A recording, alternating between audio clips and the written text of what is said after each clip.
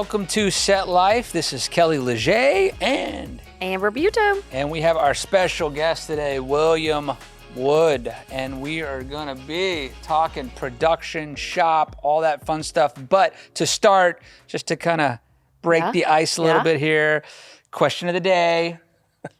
If you could be any animal, what would it be and why? I got to go with the capybara, which is it's not a super popular animal, but just very smiley. If we can pull up a just picture-in-picture right here of a capybara. It's a great animal. Okay. Less common, but is that thoughtful. But happy, sounds like. Happy. It's a happy animal. Okay, I like happy. A lot of smiles. Is it like a mammal or a bird? Or? It's a mammal. Yeah. It's a mammal. Mm-hmm. I've never heard Okay, what are you picturing in your head right now? I'm trying What animal are you picturing? Because I know it's not the right one, but what are you picturing? You know that like when you're a kid, at least in Texas, and you go out into the forest at summer camp, they're like, all right, we're going to chase down Snipes. That's what I was picturing the whole time. Like, this can't be a real thing. No, you want to know my character? What? Do you know the Penguin movie and the little character that had the fluffy tail and the little raccoon-looking guy? He was black and white, and he was so happy, and he was singing all the time in it. That is literally what I just saw. What you saw was him? Yeah. Wow. Yeah. I literally might have had an animal in my mind before that I thought I was going to pick for myself, and now I have no. Now I'm it's seeing gone. so much fur. I mean, it's like, woo. So That's awesome. I love Happy. I love Happy. Happy's Me too. Good. Yeah, Happy's that's good. great. That says a lot about somebody. Pick an animal like that. It does. That's happy. It does. Yeah, I wasn't going to go with like a dolphin or, something basic. No, I think I'm not a basic guy. No, we learned a lot more about you. I'm right complex. And that speaks to the creativity, right? Definitely. And today we're speaking reel us back Wow, in. bringing it all back. Thank you. Bringing We're it coming all back back. from Animal Planet. Thank you. Man, Animal Planet. It's a TV network. Yeah. And welcome to an episode of Creatives. That's right. Yes. Yeah. That's the land that you live in, though, is the creative land. Absolutely. You started being a creative. You still are a creative. I think once a creator, always a creative. Tell us about kind of how you got started, where your passion came, and how did you know that you were creative? What was it when you were younger or in the beginning that you were like, oh, this really is a passion of mine, or hey, I'm kind of good at this, or I like this? Sure. Yeah, I think my story is a little bit different in that I didn't realize that I was a quote unquote creative or a person capable of creating content at a young age. Mm-hmm.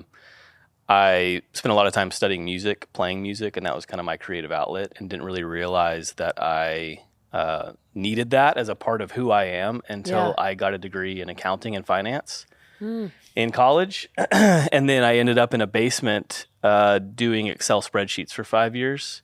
Wow. And somewhere in that process, I realized, well, I've made a huge mistake. Yeah. And That is like death to a creative. it was death in a basement, no windows. Oh, no.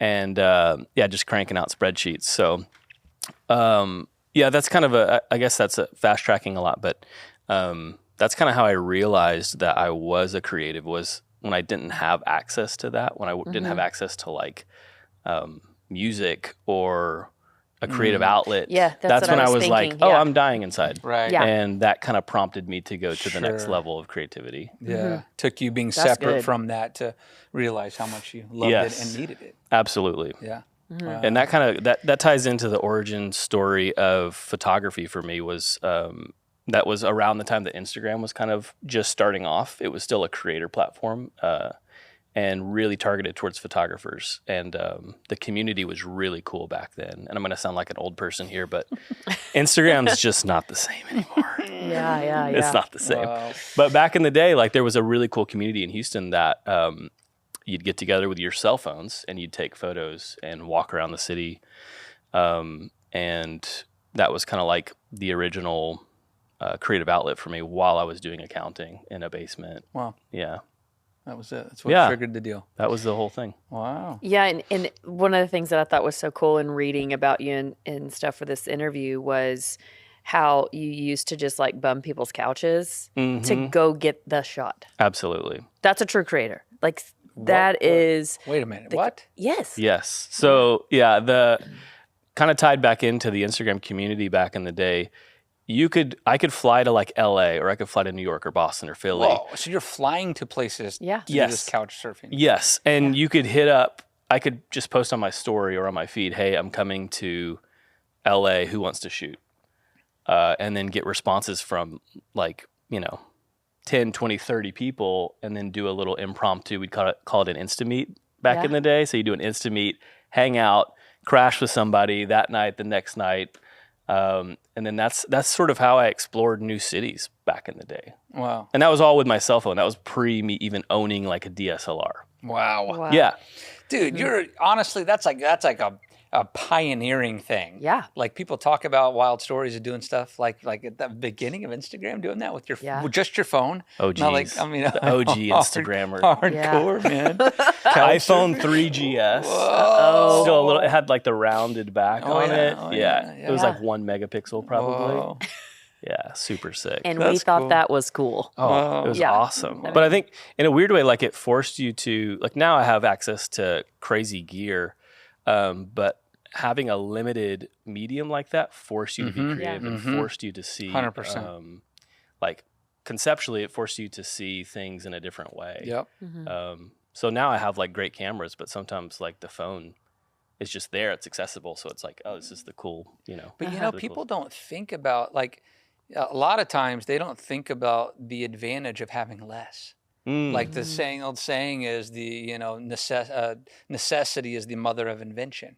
Right. Like when you have to, you find a way to invent, to create, to do it. Whenever I'm not going to say I've gotten less creative, but it caused me to think way outside the box when I had little or no budgets to create something. I'm like, I know this look I need. Like long before we had a studio and a wall cyc, I would figure out ways to emulate this look. Like I would get a sheer curtain on a giant window on a sunny day, and I'd set the exposure so it would blow out my background, so it looked like I just had a white infinity background. Right. They don't know I'm just in my living room with a sheer curtain, using a piece of like poster board as a bounce, you know, and you're making it up, just to look a certain way. But there's something to be said for that, and the independent, grit, rawness of pioneering. It's a pioneering thing. That's like what I like.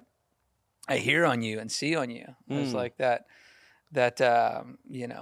it's just what it is. And I think that's when we talk a lot of creatives, you see that on them. There's a difference between someone who learns something in a specific field, but then there's someone like you're sounding to me as a genuine creator.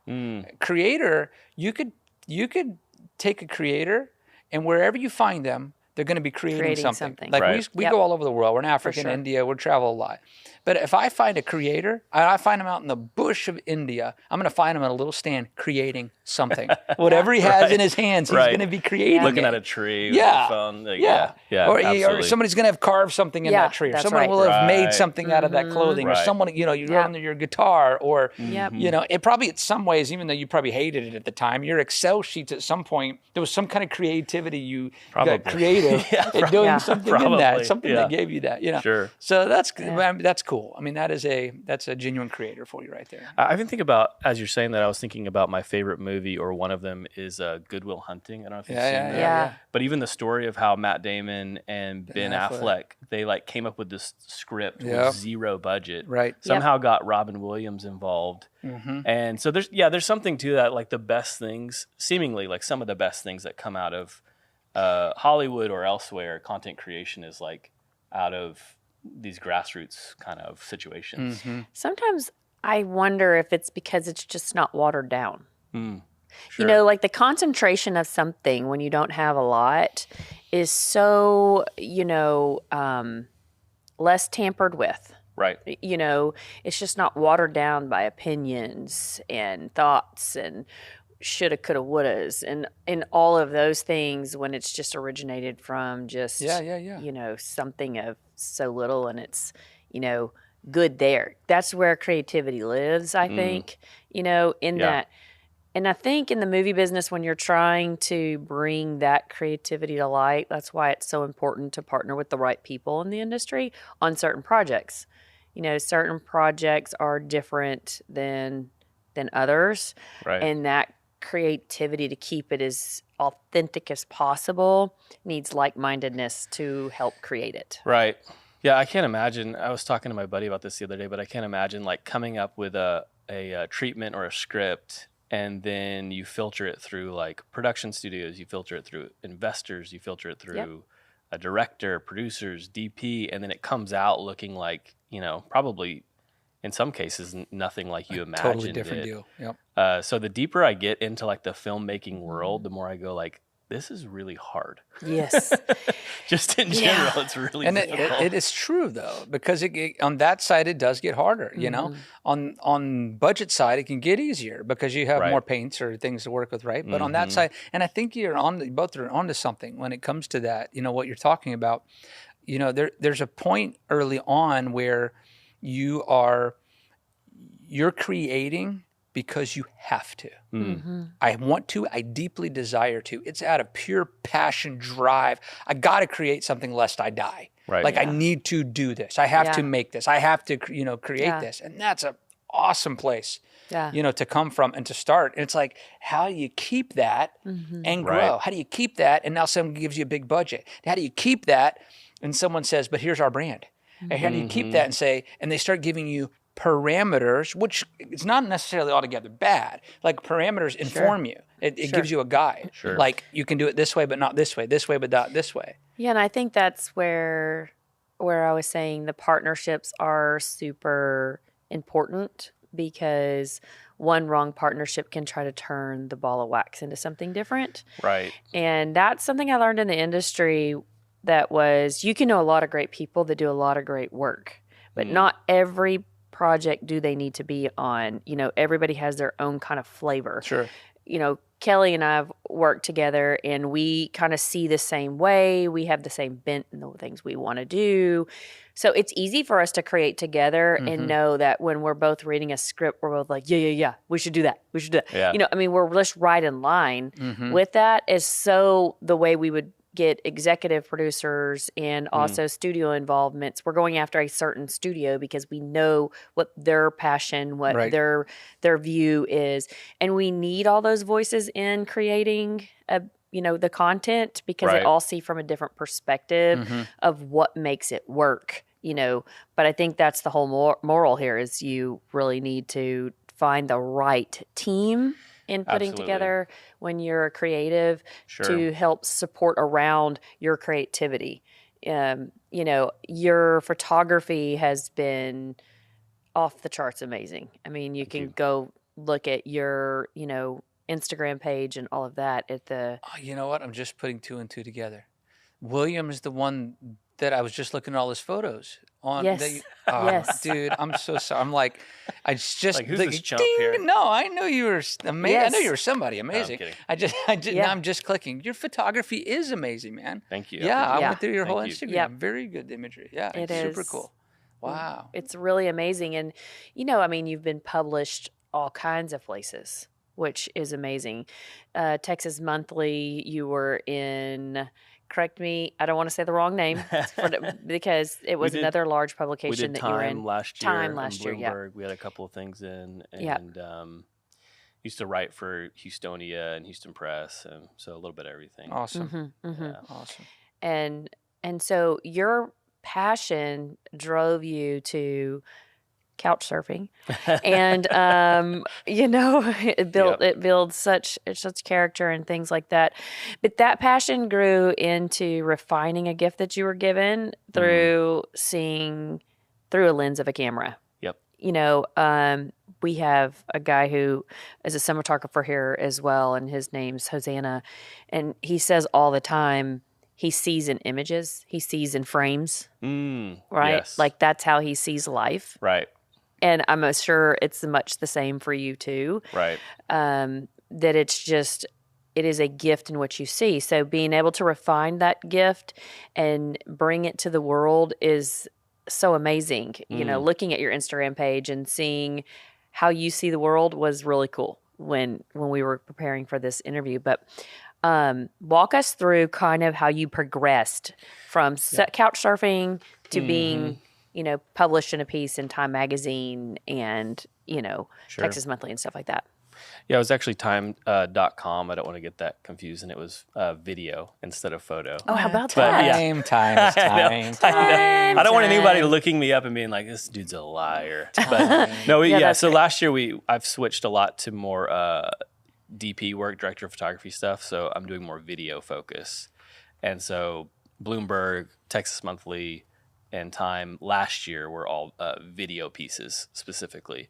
But yeah, I guess from the couch to what I'm doing now was largely based on just passion for the craft and making connections with people. I think community was a huge part of that at the beginning, because you would see other people creating on Instagram, and then you would emulate that, or you would reach out and go like, what kind of camera was that? What lens was that? How did you get that depth of field or whatever? Yeah. You know, because I'm shooting with an iPhone at the time. I don't really know what I'm doing.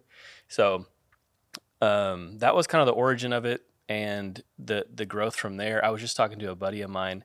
The first DSLR I got, I co-purchased with a friend because we didn't have enough money I've for heard a that a whole lot. camera. Yes. So we half and half bought a Canon 7D Okay. kit, and with a kit lens and whatever. Yeah. Still have a Canon 7D in my closet. Yes. It's a great camera. Yep. It's a very versatile. But that was around the time that I started to get brand deals through my Instagram and other photography things. And at first I was renting a camera and showing up to shoots, and then this camera that I half owned. And then I ended up paying him for the other half of it. So then Bought your partner I bought my partner Wow. out. Look at 700 you bucks. go. I was Look rolling at it. Yeah. Sweet. Yeah. So then from that camera and shooting, I was doing a lot of like product lifestyle stuff. Yeah. That was kind of the first. One of the first gigs was through Vuclet, which is a champagne company, and then Moet and Chandon. I think they're technically owned by the same company, but I started getting into this interesting space of like marketing, product marketing, and commercial stuff. Yeah. And so from there, it just took off. I don't know if they have like a master list of like photographers that they use in these agencies, but for like 3 years, I was just like super busy shooting product stuff and lifestyle stuff. And so that was kind of the bread and butter and how I got into the commercial side of it, and learned a lot of lessons about like contracts and invoicing, because I had no idea what I was doing. Yeah. So probably got taken advantage of a lot, but you know, it's part of the learning process. But but some of those images are I still license out through Vuclet and Moet. They'll still hit me up and be like, hey, we're going to do this for a local spot in California or whatever. So that's one of the cool things about photography and content creation in general, is it if you do it right, it can continue to pay you for the rest of your life. Wow. That's really cool. And just for the record, there is no master list in agencies, because I worked with all those agencies. He's just that good. What they do is they go around and they look at everybody else's work and who did that and who did that and who did that, and they found this guy. So that speaks a lot to just your work, to be honest with you, man. Yeah. That's cool. Yeah, I don't know if that answered the question or not, but No, yeah, for sure. Yeah. I know, we've talked off camera and hung out and stuff, and it's a lot of the world. That was the world that you knew and you've been heavily involved in and done really well in, and eventually moved into the video side, and now wanting to try to get into the feature side of filmmaking and stuff like that. So on the video side now, what are you producing and what are you working on? Mainly right now editorial stuff. So I work with a director named Arturo Olmos, and he's based out of Houston. Cameron knows him as well. Y'all should get him on here, actually. He's super dope. He was based in New York for a few years and developed some really cool connections with agencies. So I've been DPing for his work last year. This year working on more editorial, more brand stuff that we kind of have in the works. And then just figuring out, like, how do you create a one sheet? How do you create a pitch for a company, like a pitch deck, and then send it out? And that whole process, because I'm so used to like companies coming to me, and my buddy's like, no, like you go to them. Like when you have a concept, you create a one sheet or you create a pitch deck and you go to them and you sell them. And We might know a couple things about those pictures. Yeah, we might. My gosh. That's a whole side. That's a constant That's a around whole here. side of my thing that I like. I think as a creative, I hate selling myself, and I hate That's talking why you have about- producers. Yeah, right. Just saying. Right. I hate talking about money. I like when I first started. That's why my invoicing was so atrocious, because I just hated Yeah. I hated talking about it. Yeah. And the pitch stuff. So that's all new to me.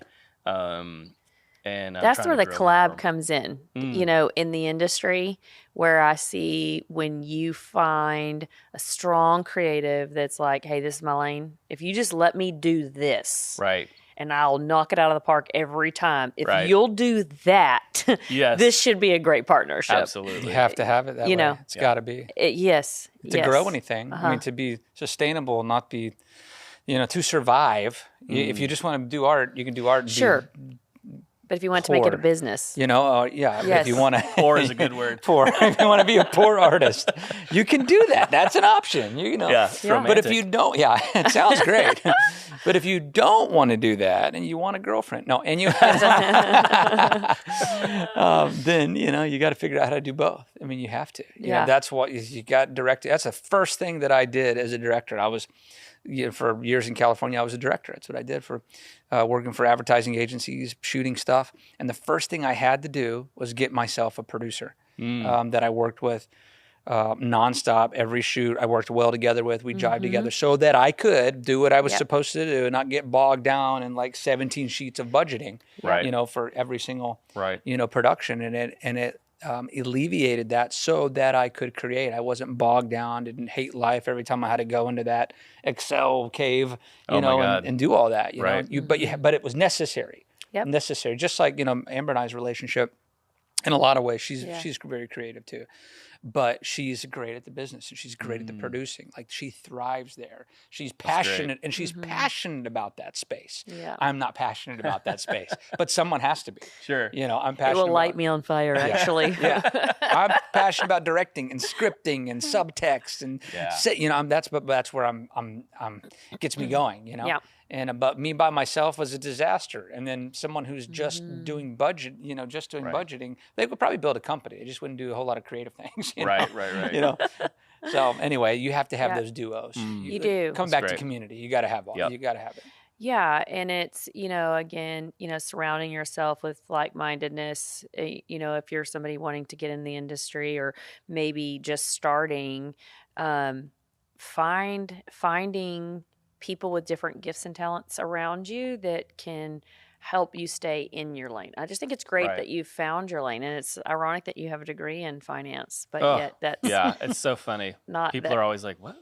I mean, it has served in some ways. Like when I go to file my taxes, Sure. that's helpful. All my write-offs and It keeps you out of the orange jumpsuits, as they say. yeah, exactly. But I mean, it's great that you found your lane and what you love to do and ways to keep that in your life. I think on another episode we were saying, it's funny how I'm one of these people. I got to do what I'm not to find out what I am. It's all kind of that process, Yep. Unfortunately, I think maybe those that are a little harder headed have to go a little tougher route. And so I'm like, come on, Lord, can we skip and he's like, yeah, no. Yeah, I know. Yeah, no. So it's great that you've landed in a mark there where you know where you fit and refining that in that area. So I know you're looking at trying to get into the feature side. So you That's and what I wanted to Arteria, know. Like, what's that look like? yeah, What do you what's want to that- do? what's next? What's the next dream? Because it's always evolving, right? Yeah, I think this year, as I was kind of coming into 2023 and thinking about what I want to create, I want to start with something like really bare bones narrative work, something that I produce, direct, shoot, and script, and just do it all on my own. Yeah. And since I've only done like editorial, commercial, a lot of talking head stuff, a lot of like brand stuff, that's sort of how I want to ease into it. And that's just that's kind of how I've done every different thing in my career, is I've just eased into it, figuring it out on my own. There's probably better good ways advice. to do it, but I think it's great advice. I think to be able to start with what you have and take a little risk at a time to eventually you end up in a different place with a big risk taken. Sure. So Yeah. I think sometimes people try to take the giant risk and then jump off to no man's land of no return, right? Right. You're like, whoa. get like a massive budget and then shoot Yeah. like a Right. Right. You know, in the words of Doc Holliday from the movie Tombstone, he's talking to Wyatt Earp, and Wyatt Earp says, "Doc, I just want a normal life." And Doc looks at him and says, "Wyatt, there's no normal life. There's just life." There's like, his acting days. That was good. He's all like That was pretty good. bringing it out now. thank you. Give him the Oscar. Thank you. He says he wants to be a director. I think deep inside it. there's a Trying to get in little front of the actor camera. coming on My out. point is, there's no normal. Like that's Yeah. a great way to do it. You know, For sure. That's great. You know. Yeah, even I've learned a lot lately, more about like networking and community, because for a while I think I got a little bit isolated in that I knew my lane of creativity. I knew what I was good at. And now that I'm kind of branching out into a different space, like I have friends encouraging me to like go to screenings and like meet colorists and meet editors and meet first ACs and all that. So it's good. even last night I went to a screening of a film and got to meet like a ton of people. And I was like, oh, this is great. Being out on a weeknight. It's so crazy. Yeah. Whoa, This is Whoa. wild. It's 10 p.m. Getting crazy with the cheese whiz. Getting crazy. So yeah, I think going to film festivals are great ways to see a bunch of different kinds of films and meet a bunch of people that are in the industry. And I encourage anybody that is also on the same journey, you have to be bold in this industry, because it is about connections and it is about kind of having the same vibe of what you want to create. So you might go through quite a few people to find that right fit for you. So going somewhere, get you some cards. I know that's old school. Get you a QR code, better yet. Just make a QR code on your phone and just have your information on it. When you first meet somebody, just start connecting with people in the industry and asking them, hey, man, what are you creating? What are you working on? What story are you wanting to tell? Those type things. And before you know it, you'll have you a little solid group around you that's ready to take that risk with you. You know, and that's the fun part, in my opinion. We've formed a really cool group around here that, you know, when we're going to pull the trigger on doing something, you know, we all come together and we're like, all right, let's see what we can make. Let's see what we can do. You know, and that was through networking. You know, and asking those questions and sharing information and spending time in a relationship. I'm quick to, my business mind is quick to try to categorize every person I meet. Which is not always great. As we're on confession mic time right now. So true. Yeah. But before Hail Marys and I'm gonna like run everything like you check, you fit here. And next and go to the, you know, but it's really just kind of just being a good human, forming relationships, talking about ideas. And how important is vibe for you? Oh, I think vibe especially like on a set. Yeah. I think vibe has to work because you're creating emotions, which I didn't think about when I first got into the industry. I came from, you know, the business world, and the business world doesn't care if they like you or not. It's can you do the job and can you be proficient at that job and excel at that job? That's all that I care about. You know, I mean, that sounded really harsh, but that is the business world. It is. It is. Yeah. Now, when you step over to creative land, that lingo is so harsh, right? I mean, that becomes, it has to be, you know, you're trying to invoke emotion in whatever you're creating to move somebody by what we're creating. So everybody on set is highly invested in an emotional type way in telling the story. And I don't care if that's the light. Like just this, like Dan was down here earlier that helps us, and Hosanna. And I mean, they're rolling up this little thing here and they're Right. moving the light. You know, they want it to look a certain way for us not to have shadows, for it to be dark in certain areas and warm in other areas. All the things they're trying to do is create a mood, create a vibe here. So it doesn't matter if you're behind the camera, if you're doing lights, if you've wrote the story, if you're acting in it, they all have to have the same flavor is what I call it. Sure. You know, everybody's got to be eating the same type of food. We all got to be having Mexican food, or we all Right. like you can't be one eating Chinese and one eating Mexican. It just doesn't work. You're kind of like, oh, what was that? Yeah. You know, so every it's cool part. to see.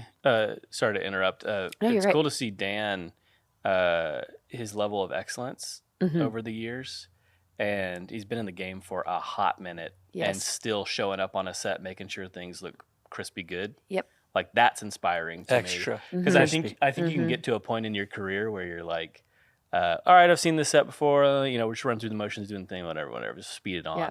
And then I think that's where the vibes can get a little crusty. Yeah. You know, but like already being here and interacting with your staff and the people here, it's like immaculate vibes, which Thank is so you. important you. in, like you're saying, in these spaces where you're creating something that is emotional, supposed to evoke emotion. People wouldn't be around too long if they had any other kind of vibe. Yeah. I mean, if you don't even get me started on vibe, I mean, Vibe check. the vibe check one too. I mean, we're like, He holds the meter. yeah, Vibe meter. Dude. Vibes He's are like high, a- guys. man, Bouncing. well, you know, you just like she said, you know, she's talking about in business, it's like they just care about mechanics. Right. Is it all equals more dollars? Is all, you know, all that? That's really what it comes down to, bottom lines, right?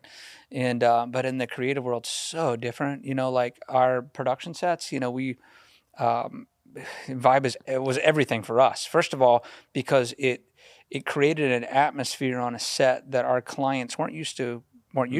Yeah. They'd come to our production sets and go, dude, why is everybody so happy? Everybody's Right. always so happy on your sets. I'm like, that's kind of part of it. Yeah. You're not allowed to be on the set unless you're happy. Yeah, You yeah. you know, every once in a while get one guy, a new grip came on, we didn't know, Yeah. and halfway through the DP or the gaffer say, I know, Kelly, he won't be back, or Right. whatever, because it just affects the whole game. Right. Yep. You know, I've had assistant directors over the years, and they're assistant director is there to help you make your days, to help you stay on Yeah. schedule, to help you do all that. Yeah. But if you ever get that one assistant director who all day long is just his version of help you stay on track is, we're not going to make our day. We better hurry. I'm like, bro, if you say that one more time, you gone, baby. Yeah. You know, Yeah. because he's just not, he doesn't get it. Yeah. You know, Right. you motivate and you help and you know, anyway. Yeah. So it's important on a production set. I Yeah. mean, it's important, the studio vibe, like our studio. And that's really part of what you alluded to, just our staff, 100%, but just what Amber's designed. So, you know, I'm talking about her as a business person and that side of who she is, and that's very true, but she is very creative, phenomenal designer. Everything looks the way it does because of her design sense. And that's super important when people come So in. dope. That's one of the first thing people say. Why this is different? This whole vibe's different. Right. This is Yeah. all. It just feels different. I want to create here. I want to be here. I want to, you know, shoot my stuff here. And Yeah. I think that's really was my heart behind creating a lot of this was that you can bring excellence and kindness at the same time. And That's really good. yeah, That's a good point. But talk about what where- you mean yeah. by that. Well, Yeah, you unpack know, that a little bit. Yeah. well, now that we're on Unpack that. here we are again. Here we are in the confession mic. Yeah. No, I really think that a lot of times we associate excellence with hardness and sternness and maybe the unlikely good word, the A word, the a-hole, you know? I mean, but you don't have to be. Right. Right. You don't have to be. Right. You can be kind and hold boundaries and set the bar excellent in everything you do. And people follow that. You know, people want to rise to reach it and meet it. And sometimes it's not even that they know that, but it's the environment in which you create and hold. Like I say all the time, or we have a saying around here. I'm the first to say we don't allow certain things to be shot here. There's a lot of places you can go and shoot those things. You know, Sure. I mean, there's just certain content that we just don't allow here. And that's just a bar of excellence that I keep here so that people that come with excellence feel that vibe of Right. the excellence here. Right. And so those are choices that you have to make as an individual and your content that you're creating. Definitely. Because in this industry, it's a slippery slope of what pays in the beginning. And what pays in the beginning, you sell your soul to. Right. And that's just something that you have to say within yourself that, nope, I'm going to couch surf and I'm going to go find other things to shoot instead of. That's right. That's right. Instead of this, that You've could be a chosen wisely. Chosen wisely, my son. That's awesome. yeah, you know, and you hold that excellence in yourself and your craft and your gift, and you do right by it. And I believe that you will succeed that way. I think it comes back to you. You know, my faith is super important to me, so I believe that God honors us when we choose to hold things to an excellence and a standard Absolutely. of being 100%. just a good person. You know, I don't think you do things to gain something. I think you do things because you want to be associated with good things. Absolutely. You know, Yeah. and your creativity comes from that place, Right. not from what you can gain from your creativity. Right. And in doing that, I think it gives back to you, Yes. right? Absolutely. Yeah. I tell people that I work with all the time, don't just think about the project as a whole, or like if you're designing a website or if your photography is going to be on a website. Everything that you're doing is part of the portfolio of your life in a way, if you have to think of it in those terms. But if I'm creating for a church of 50 people, or if I'm shooting something for, you know, a massive corporation, I always think about is this something that I would be proud of showing, you know, regardless of the client, regardless of where it's going to end up. Yeah. That's such a good way of thinking of it. Like, is this something I want to show in my life portfolio? Right. That's something to be said for that. You know, I mean, yeah, there's different seasons, and you might look back at previous seasons like, I don't want to show Yeah. that I know. anymore. Yeah. But that's archive that. Yeah. That's really well said. But I think you have to know that about yourself when you're starting out as a creative. What lanes that you want to create in. And for me, I have had a lot of opportunities come my way, and I've kindly declined. I don't have an interest in doing any horror films. That's just not my lane. There's a lot of people that do great in that. I just don't. I would like to put just good content in the world, just Right. solid good content. Sure. Not with really an agenda, but just good solid content made by good solid people. And that's y'all's slogan here, actually, right? Good, solid content. That's right. By good, That's solid right. people. Yeah. That sounded like .com. .org. yeah. That's awesome. Yeah, but I mean, That's it's great. just you know, I think it's true. You have to find. Everybody has to find that in Yeah. a way, Right. you know, in themselves. But whatever you do, you can put excellent with it, Absolutely. and you can be kind about it. Mm. You know, but I also think there's a difference when we had a team meeting here, one in the very beginning, and I said, if there's trash anywhere or anything like that, you or who picks that up or me, because it will be one of us that does that. We're what makes this go around here. But if I'm not willing to, as the owner, pick up the trash or move equipment or set things up, or I mean, then it doesn't follow down from there. So I Right. think whatever you choose to do, you have to. There is no job too small, and there's no job too big. Yep. It's everyone doing it together. And that's the kind of environment that we've tried to create here, where everybody feels welcome. There's a job for everyone around here, and we're willing to do a piece of everything that happens here, and do excellent by it. Yeah. It's awesome. And so I think that, you know, your work speaks the same thing. When I saw your Instagram page and when you were actually referred to us, you're doing a job here soon here in the studio. And Wait a minute. Studio. The studio the is kind of studio, dope, actually. that could be the Hashtag that's a new slogan I came You up weren't with. going to get away with I did. that. I know. I was like, is he going to say it or am I going to? Studio. Oh, buddy. Copyrighted. Don't even think about it. You're Don't That's think right. about it. Trademark. That will be now all of our hashtags. Studio. Come studio us. Yes. Yeah. But you're coming and shooting here in the studio. Yes. And part of us, starting a working relationship like that was because your work had excellence all over it. And that was something that when I looked at your work, I was like, whoa, your attention to detail and what you created and all of that made me say, okay, yeah, let's see where we can, work together and something we can do together. So props to you for putting in the excellence too on your side and your work that you do. Yeah, rock on. Question. Yes. If you could go back to your younger creative self, what would be your advice? My advice. I think my advice would be, and it's just off the top of the dome, but would be learn how to regenerate creativity, learn how to rest, and learn how to like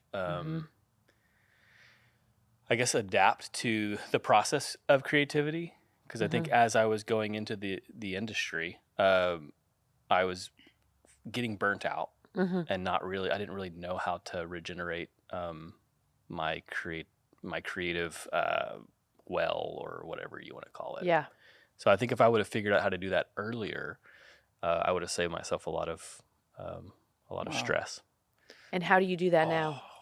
That was good. I'm like, you can't get away with that. I know. Give us the juice, man. Give us the juice. Come on. Yeah. I mean, I wish I had a step-by-step. I'd write a book about it. But now it's like I give myself grace because I used to feel like I was leaving money on the table, or I was leaving engagement on the table, dare I say, like in the Instagram heyday, where it was like the likes were so important, and if this didn't get 500 likes in 10 minutes, I deleted it, kind of thing. So there was a phase of getting caught up in that, in the height of like posting and getting jobs from posting and getting acknowledgement of my craft from posting. So I think I said too many times. No, I'm thinking, you're good. I'm thinking about the editor. Yeah, That's all. we did talk about that. We were saying there should be a editor that edits out everybody's ums. Yeah, so I think I would just I'd go back to that phase and just figure out how to maybe have rest. Rest in.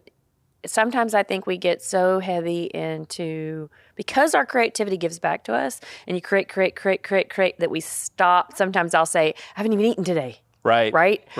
Because you're creating all day or you're working all day. Yes. And then you get to the end of the day and you're starving and you're cranky, as my kids call it, hangry. Yeah. Yes. And then you're like, I think we can do that with our creativity too. Sure. Right. We can get to that place where we need to say, let's stop. I actually, on this note, heard this last week's sermon. They talked about God made everything in the 6 days, and on the seventh day, He rested. Right. Like there had to be a point, and He is the ultimate. Yeah, He's the ultimate creator. Right. But one of the greatest things that I took away from that was on the seventh day, He looked back and said it was good. To look back on our creativity and say, and that was good. What was good about the last thing you created and the partnership and that creativity, and really say that was good. I rest and that was good. And then looking forward, because I feel like when we rest, sometimes we look back and are like, oh, I just didn't do enough. I should have done more. I should have done this. And I'm still, why am I sitting here? And I could do this and I could do that. We really have havoc on ourselves versus saying, you know what? This was good last week. This was good. My creativity was great here. This was good. Where was this was good? Right. And move forward. Right. Yeah, absolutely. I think that's something that I'm trying to live into still. I don't have the recipe for it, but it's something that I'm more cognizant of now, being in this work for the last 10 years. So yeah, that's a great word, looking back and going like, that was really good. This is where I could improve. This is where I did good last week or last month or whatever, Yeah. Have y'all seen the wheel of creativity where it's like, this is great, this sucks, this is awesome. It has like this. I think, have you yes, seen that? yes, I think I have. I don't know the exact thing, but that's something that I feel My a wheel lot. looks a little different. my wheel We're is gonna great. we're gonna have to get you up to Great. speed. It's just great. It's just great. Yeah, No, nonstop. Yeah, I haven't seen that. yeah, Yeah, I'll send it to you. But it's like it's the process of creativity where you're like super jazzed on an idea, and then do you have the motivation and the passion to like extend you all the way through that project? It's a big one. You know, It's big. and then the different points that you hit along that way. But when you finish, yeah, some projects I finish and I go like, that was incredible, and then sometimes I finish and I go like, wow, that was draining. a struggle. Right. I was Yeah. on the Oh, struggle yeah. bus. That's Yeah. true. That's true. Yeah. After about 3 days on most projects, I'm like, Yeah, let's start I'm something done. new. Yeah, I need Yeah. something else. Or I'll start and you keep editing, but I'm going to start with something else. Yes. You know, on another, for sure. And that's learning yourself. Yeah. I was just going to say on you know, in an industry where there's so much entrepreneurship, but what's the word? Everybody is, you're only as good, they say, as your last project in the Right. big entertainment industry. You know, it's so moved by that thing. Or the other saying is, you know, you work while there's work. Especially in the freelance world, you're working while there's something to work on feast or because you famine. feast or famine. You don't know what's coming next, so it's ingrained into you. They're like, Right. don't stop. The machine's going, and there's stuff happening. Do it now. Do it now. It's a big thing to learn. Everything y'all are talking about, and a hard thing to learn because you're faced with your feeding yourself. You're faced. That's what you're. You know, ultimately your choices are in the middle of that, and that takes a lot of maturity. I would say, honestly, to start choosing your health of your soul, as it were, your Right. mental, soulish, you know, health over, Right.